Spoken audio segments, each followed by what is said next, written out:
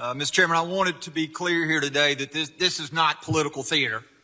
That what is happening today is we are attempting to rein in a rogue cabinet secretary. A cabinet secretary that has failed to enforce the law. If you don't believe that, just look at the statistics put out by his department. In the last 6 months, Mr. Chairman, we have seen 1.9 million encounters across the entire northern and southern border. Last month alone, 371,000. And in addition to that, Mr. Chairman, we are not talking about the fact that this secretary has breached the public trust. Just last hearing that we had on this, we saw the Democrats call in a congressional expert who said you don't have to have high crimes and misdemeanors. Their own expert in constitutional law says that a cabinet secretary could be breached or could be impeached for a breach of public trust. And I will tell you that that is exactly what we have with Secretary Mayorkas, that he has lied repeatedly to members of this committee. I can count times in which he has lied to questions that I have asked Secretary Mayorkas, where he's lied to questions where Chairman Green has asked him about the border being secured.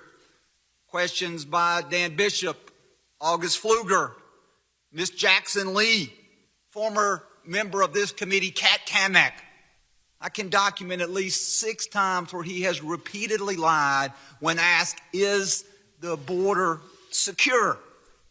I look at headlines and pulled a few this morning regarding Secretary Mayorkas. Gentleman, you for a question? I will not.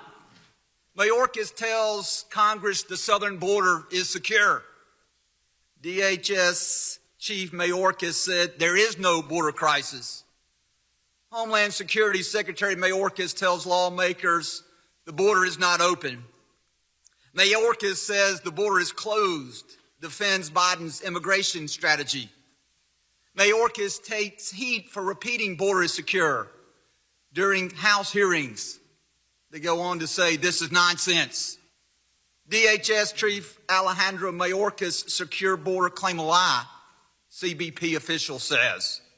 Mayorkas accused of lying under oath, playing shell game with data by former border official.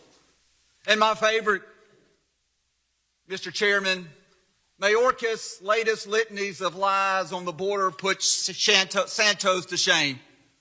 These are the headlines, and these are what are being talked about because Secretary Mayorkas has been untruthful with the American public, and he has been untruthful for Congress. He comes in here and he raises his hand and he swears to tell the truth. And then he lies when he says the border's secure. He lies when he says that the border is not open and we are not allowing, as we know, over 370,000 immigrants to flood across the border last month alone. I want to talk about what House Republicans have done because my friends on the other side say that we are doing this again for political theater. Last year we passed H.R. 2. The most comprehensive package that I have seen during my time in Congress. When we talk about funding and what have we done on funding, I'll tell you that the House Appropriations Bill dealing with funding for the Department of Homeland Security, we went above and beyond what was requested by the President. The President requested a set amount and we added additional money to that so that the Department of Homeland Security would have the resources that they need to secure the border. And then when we talk about the Senate bill, I have no idea what's in the Senate bill. I'll tell you, I am disappointed that our senators refuse to engage the House of Representatives. They don't allow Chairman Green or Ranking Member Thompson a seat at the table. We don't know what's in that bill. I can't speak of whether I'll support the bill or not.